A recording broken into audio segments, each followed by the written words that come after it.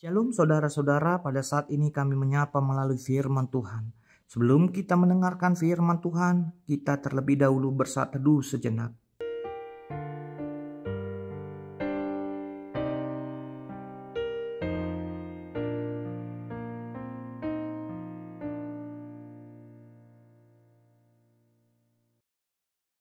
Amin.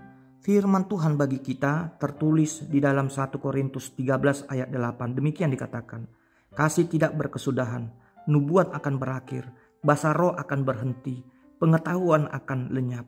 Di dalam bahasa Batak dikatakan, dangulo salpu haulongoni, ia panurirangon, pasohoton nado, macadido nang akka perhataan, parbinotoat pe macohodo.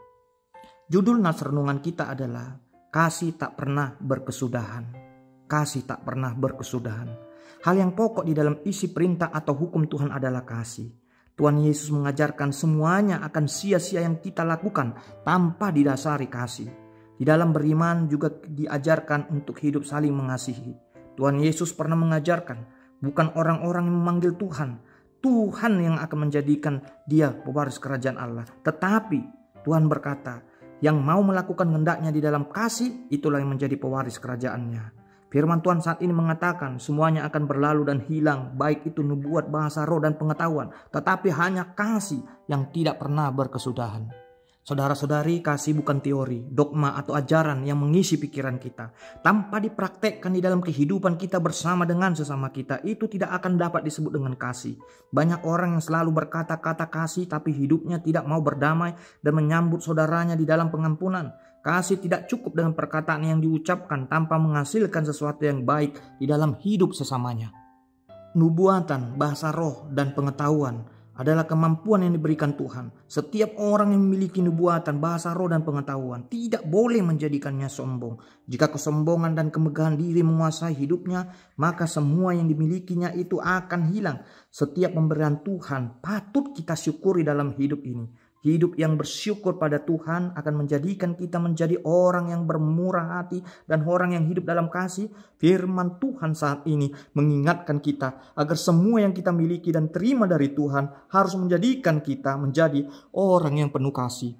Semua yang kita miliki, baik karunia, sehebat apapun kita, akan menjadi sia-sia dan tidak berguna jika tidak dilakukan dalam kasih. Kita bisa saja menilai diri kita orang yang tidak memiliki apapun yang berlebih seperti saudara-saudara kita yang lain. Tetapi jangan mau minder atau merasa tidak percaya diri. Hal yang penting dan berguna di dalam hidup ini bila semuanya dilakukan dalam kasih dan digerakkan dalam kasih. Kasih tidak menuntut sebesar dan banyaknya materi yang telah diberikan, yang kita berikan kepada mereka. Firman Tuhan mengajak kita untuk menyatakan kasih dengan ketulusan hati. Marilah kita bersama-sama membagikan hidup, saling berbagi dan mengasihi di dalam kasih Tuhan. Amin.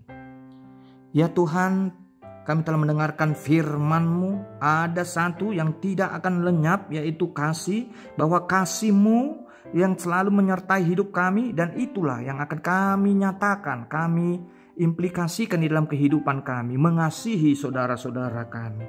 Tuhan, kami sadar bahwa kami adalah orang yang lemah, yang tidak memiliki apapun di hadapan-Mu. Kami sadar Tuhan, kami hanya membutuhkan pertolongan daripada-Mu. Oleh karena itu, berkati Tuhan hidup kami, supaya kami dapat menjadi saluran pengasihan-Mu kepada saudara-saudara kami yang lain.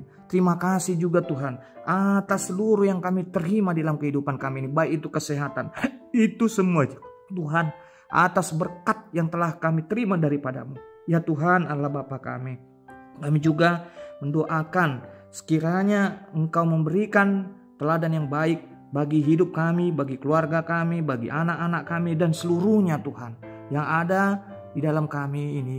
Jadikan semuanya itu supaya menjadi alat untuk melayani bagi saudara-saudara kami. Jangan jadikan semua yang ada di dalam hidup kami ini menjadi kesombongan bagi kami. Di dalam nama Tuhan Yesus kami berdoa. Amin. Terimalah berkat dari Tuhan Allah. Kasih karunia Tuhan Yesus Kristus, damai sejahtera dari Allah Bapa, dan persekutuan Roh Kudus kiranya menyertai kamu. Amin.